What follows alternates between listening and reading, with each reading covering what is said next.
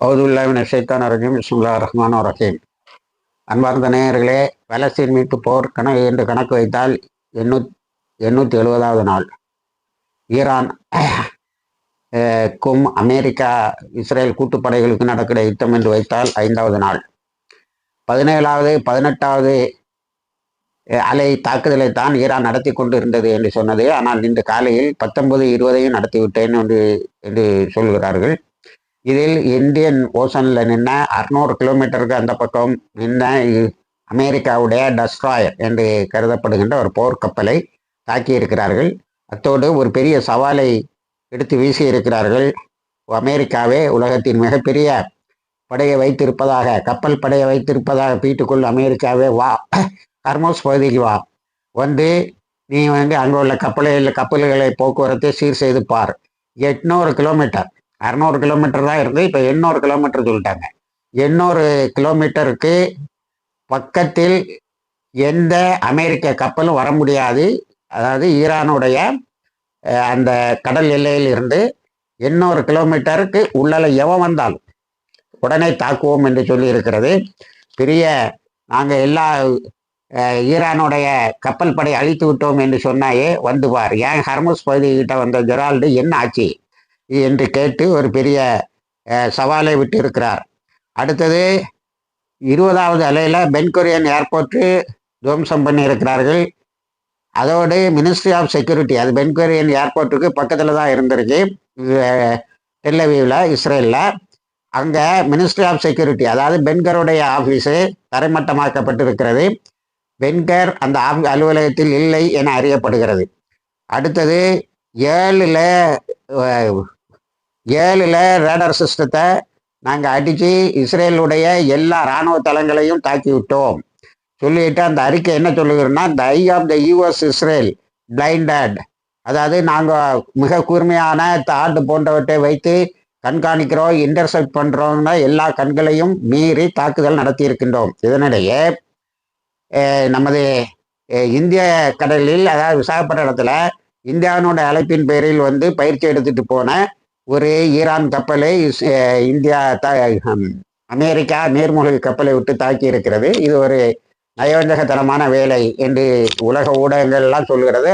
உடனேயே 600 கிலோமீட்டருக்கு அந்த பக்கம் நின்று டஸ்ட்ராயரை IRGC அடித்து நொறுக்கி இருக்கிறது.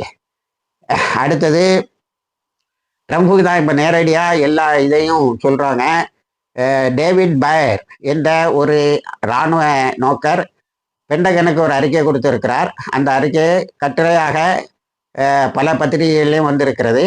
அது பஹ்ரைன் பேஸ் என்று சொல்லக்கூடிய அமெரிக்காவினுடைய கப்பல் படையின் தளமாக வளைகுடா பகுதியில் கருதப்பட்ட பஹ்ரைன் பேஸை முற்றாக அழிக்கப்பட்டு விட்டது. இனி ஒரு நாளும் அதை கட்டி எழுப்புவதற்கு அமெரிக்கா முன் வர முடியாது. Never can be built again. இனி ஒரு முறை அதை கட்டி எழுப்ப முடியாது. அவ்வளோ பணத்தை கொட்டியிருக்கான், அவ்வளோத்தையும் நாசம் பண்ணி இருக்கிறார்கள். அடுத்தது செட்டிலர் காலனிஸ் இன் ஜெருசலத்தில், அதாவது காசா கையை விட்டு போயிருன்னு தெரிஞ்ச உடனே என்ன பண்ணா, மேக்கரையில் நிறைய வீடுகளை கட்டினா பாருங்க, அங்கே எல்லாம் ஒரு வார்னிங், ஒரு ஸ்ட்ரைக், இப்படி இந்த 17, 18, 19, 20 வேவுகளில் வைத்து அடித்து காட்டி இருக்கிறார்கள். அடுத்தது கத்தருடைய உதைதாவை தாக்கவே முடியாது அப்படி இப்படின்னாங்க. கத்தருக்கு சொல்லிட்டு, எப்பா உன்னோடைய வேற எந்த தளமும் எங்களுக்கு முக்கியம் இல்லை, அமெரிக்காவின் தளத்தை நாங்கள் அடித்து விடுவோம் சொல்லி $1.1 பில்லியன் எழுப்பப்பட்ட ரேடரை நேற்று அடித்து நஷ்டப்படுத்தியிருக்காங்க. இஞ்சி தின்ன குரங்கு மாதிரி ட்ரம்போடைய மூஞ்சி இருக்கு. நான் காலால் படையை கொண்டு வருவாங்கிறா, எங்கள்கிட்ட இன்னும் என்ன திட்டம்லாம் இருக்குன்னு உனக்கு தெரியாது, உன்னுடைய படைகளை நேர எதிர்பார்க்கிறோம் என்று சவால் விட்டு இருக்கிறார்கள். IRGC என்ற புரட்சி, இஸ்லாமிய புரட்சி பாதுகாப்பு படை, அதே நம்ம மீடியாவில் எப்போவுமே இந்த சொல்லாட்சி இருக்கு பாருங்க, அதில் ஒரு அழகான டிஸ்ட் வச்சுருவானுவான். IRGCன்னு சொன்னால் இஸ்லாமிக் ரெவல்யூஷனரி கார்ட்ஸ் காப்ஸ், அதாவது இஸ்லாமிய புரட்சியை விட்டுக்கிட்டு புரட்சி பாதுகாப்பு படை அப்படின்னு தான் எல்லா மீடியாவும் தமிழ்நாட்டில் ப்ரொனவுன்ஸ் பண்ணுறாங்க. ஏன் இஸ்லாத்தை சொன்னால் இவங்களுக்கு அவ்வளோ பெரிய ஓவாமை. IRGC தானே புரட்சி பாதுகாப்பு படைங்கிறீங்க, அதை நீங்கள் என்ன சொன்ன, இஸ்லாமிய புரட்சியின் பாதுகாப்பை இஸ்லாமிய புரட்சியை பாதுகாக்கிற படை என்று ஒழுங்காக சொல்ல வேண்டியதானே. இங்கேயோ நடக்குது, அது எங்கேயோ நடக்கிற ஒரு விஷயம். அடுத்தது காமினிக்கு பிறகு அவருடைய இரண்டாவது மகன் முர்ஸ்தா காமினை வந்து தலைமையேற்று இருக்கிறார். அவர் நேற்று ஒரு அறிக்கை விட்டு இருக்கிறார். நத்தான்ஹூ, நீ எங்கே இருக்காங்கிறது எங்களுக்கு நல்லா தெரியும். நிமிஷத்துக்கு ஒருக்க பங்கரில் மாறிக்கிட்டே இருக்க. நீ இப்படியே வாழ்ந்துட்டு இருக்க முடியாது. 100 hours தொடுத்து நீ இடத்த மாற்றி மாற்றி போயிட்டு இருக்க. எங்களுக்கு நல்லா தெரியும். உன்னுடைய முடிவு அங்கையில தான் இருக்கு அப்படின்னு அறிக்கை விட்டுருக்காரு. அவரை கொல்வோம் என்று இஸ்ரேல், நத்தானுடைய பெயர் வரல, இஸ்ரேல் இராணுவம் அறிவித்ததாக சொல்லுகிறது. அடுத்தது யுஎஸ் ஃபோர்ஸஸ் லீவிங் கல்ஃபில் இருந்து எல்லா ஃபோர்ஸும் அமெரிக்கானுடைய படைகள் வெளியில வரணும். வழி இல்லாம தவிக்கிறான். ஐஆர்ஜிசி இன்னைக்கு காலையில விட்ட அறிக்கையில் என்ன சொல்றான்னா, நீ வந்து உன்னுடைய மக்களையும் மீட்க முடியல, கல்ஃப்ல மாட்டிக்கிட்டவங்கள கப்பலை அனுப்பி, அதே போல உன்னோட படையை மீட்கணும்னு நீ நினைக்கிற, ஆனாலும் கப்பலை அனுப்ப முடியல. இந்த நிலையில இருந்துகிட்டு நீ வந்து பெரிய சவாலா விடுற அப்படின்னு ஒரு கேள்வி கேட்டுங்க. முதல்ல உன்னால உன் மக்களையும் உன் படை வீரர்களையும் காப்பாற்ற முடியுமான்னு பாரு, உன் கப்பலை அனுப்பி. அதுக்கு பிறகு நீ ஹர்மூஸ் பகுதிக்கு கப்பல் அனுப்புறதை பற்றி ஆலோசிப்போம். ஆனால் ஹர்மூஸ் பகுதியில் இப்போ ஒரு எக்ஸப்ஷன் கொடுத்துட்டாங்க. சைனாவுடைய கப்பல் போகலாம், வேற எந்த கப்பலும் போக முடியாது என்று சொல்லி இருக்கிறார்கள். அடுத்தது ஹிஸ்புல்லா டயலாக் வேண்டான்னு சொன்ன பிறகு, அதாவது நம்ம ஈரான் வந்து ஐஆர்ஜிசி இஸ்லாமிய புரட்சிப்படை வந்து வேண்டான்னு சொன்ன பிறகு, புரட்சி பாதுகாப்பு படை பேச்சுவார்த்தை வரவே மாட்டேன்னு சொன்ன பிறகு இப்போ லேட் அப்படிங்கிறான். ஆனால் நத்தியானு ட்ரம்போடைய காலில் ரகசியமாக விழுந்துட்டு இருக்க மாதிரி தெரியுது. எப்படியாவது போகிற நேரத்தை என்னால் தாங்க முடியலன்னு. அடுத்தது மார்கோ ரூபியோ சொல்லியிருக்காரு, நாங்கள் we are crumbling to get the Americans out of the Gulf states. அதாவது வளைகுடா நாடுகளில் இருந்து அமெரிக்கர்களை கொண்டு வருவதற்கு நாங்கள், அதாவது குழம்பி போய் ஸ்கிராம்பிள்ஸ், அங்கே ஓடுது இங்கே ஓடுது, இதுக்கு பேரை தான் அப்படி சொல்லுவாங்க. அங்கே எங்கேயும் ஓடி பார்க்குறோம், ஒன்றும் நடக்க மாட்டேங்க. இது வரைக்கும் 9,000 பேரை தான் நாங்கள் மீட்டிருக்கோம், இன்னும் எவ்வளவோ மீட்க வேண்டியது இருக்கு அப்படின்ட்டு திரும்பியும் பெண்டகனுடைய ஆலோசனையும் இல்லாமல், பெண்டகனுடைய அனுமதியும் இல்லாமல், ஒரு முறையான எக்ஸிக்யூட்டிவ் ஆர்டரும் இல்லாமல் நீ ஈரானை தாக்கினது எப்படி சரியாகும்? இன்னைக்கு ஐக்கிய நாடுகள் சபையினுடைய பாதுகாப்பு சபை அது ஒன்றுக்கும் புண்ணியம் இல்லை. ஆனால் இந்த யுத்தம் இல்லீகல், அமெரிக்காவினுடைய தாக்குதல் சட்டத்துக்கு புறம்பானதுன்னு சொல்லியிருக்கு. இப்போ பத்திரிகைகள் தலைப்பு என்ன போடுதுன்னா, அமெரிக்காவின் பிடியில் இருந்து வளைகுடா அரபு நாடுகள் பாதுகாக்கப்பட்டு விட்டன. பாதுகாக்கப்பட்டு விட்டனன்னு சொல்வதை விட லிபரேஷன், விடுதலை, அமெரிக்காவினுடைய காலனித்துவத்திலிருந்து அரபு நாடுகளுக்கு விடுதலை யார் கொண்டு வரா? ஐஆர்ஜிசின்னு சொல்லக்கூடிய இஸ்லாமிக் ரெவல்யூஷனரி காட்ஸ் காப்ஸ்வே, இஸ்லாமிய புரட்சிப்படை கொண்டு வருகிறது என்பதை என்று தலைப்பிட்டு செய்திகளை எழுதுகின்ற அளவுக்கு விஷயங்கள் நகர்ந்து கொண்டு இருக்கின்றன. அடுத்தது நத்தான்ஹூ வந்து அவருடைய, அவன் இப்போ சாகலன்னு தான் நம்ம எடுத்துக்கணும். ஏன்னா அறுதியாக அவர் இறந்துட்டாருன்னு எந்த செய்தியும் சொல்லலை. நேற்று நம்ம இமாம் கமேனியோடைய 2வது மகன் இப்பொழுது புதுசாக தலைமையேற்றிருப்பவர் என்ன சொல்றார், நீ எங்கே இருக்கேன்னு எங்களுக்கு தெரியும், உன்னை நாங்கள் விடமாட்டோம் அவர் சொல்லியிருக்காரு. அப்போ அதை வச்சு பார்க்கும்போது அவன் உயிரோட தான் இருக்கான்னு தான் எடுத்துக்கிடணும். அடுத்தது யுஎஸ்எஸ் ஜெரால்டை பற்றி ஒரு பெரிய டிபேட்டு போயிட்டு இருக்கு. நம்ம ஏற்கனவே அதை சொல்லிவிட்டோம், அதனால் அது பற்றிய புதிய தகவல்கள் எதுவும் இல்லை. அடுத்தது ஈராக், இதுதான் ரொம்ப முக்கியம். ஈராக்கில் 27 attack on the bases of America. 2 MQ-9 நாங்கள் அடித்து துவம்சம் பண்ணியிருக்கோம். ஆனால் சிரியா வந்து இஸ்ரேலுக்கு இடம் கொடுக்குது. நிறைய இஸ்ரேலிய ட்ரூப்ஸு சிரியாவுக்குள்ளால வந்து கொண்டு இருப்பதாக தகவல்கள் வருகின்றன.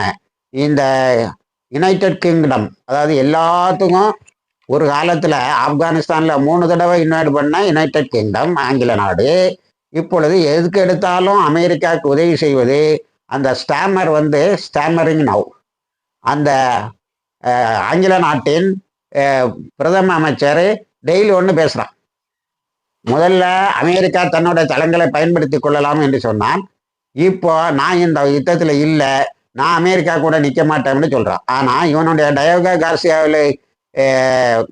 கார்சியா இவனை ஒரு பகுதி இவனை கையில் இருக்கு. அதிலிருந்து வந்து தான் இந்தியாவில் இருந்து போய்கொண்டிருந்த, பயிற்சி முடித்து போய்கொண்டிருந்த ஈரானுடைய கப்பல் தாக்கப்பட்டு இருக்கிறது. அடுத்தது பிரான்ஸு, முதல்ல நான் இதில் பங்கு பெற மாட்டேன்னா, 2வது வார்ஷிப்பை அனுப்புகிறேன்னா இப்போ எனக்கு இதுக்கு சம்மந்தம் இல்லைங்கிறான், காலை வெளியில் வைக்கிறான். இது அனலிஸ்ட் என்ன சொல்கிறாங்கன்னா, ட்ரம்ப் எல்லா இடத்துலையும் புறக்கணிக்கப்படுகிறார். அமெரிக்காவில் பயங்கர எதிர்ப்பு, மக்கள் சபையிலையும் சரி மேலவையிலையும் சரி காங்கிரஸில் ரெண்டு இதுலேயுமே. இனிமே இவன் ஒரு கோமாளி, அதை ஒருங்க ரொம்ப அழகாக சொல்லியிருக்கான். இஸ்ரேலு 40 வருஷமா இப்படி ஒரு முட்டாள் வந்து தன்னை கையில் கிடைக்கணும்னு நினைச்சிருக்கேன்னு. முட்டாள் இல்லை, ஒரு செக்ஸ் ஸ்கேண்டலில் மாட்டிக்கிட்டான் ட்ரம்ப் எப்ஸ்டீன் ஃபைலில்.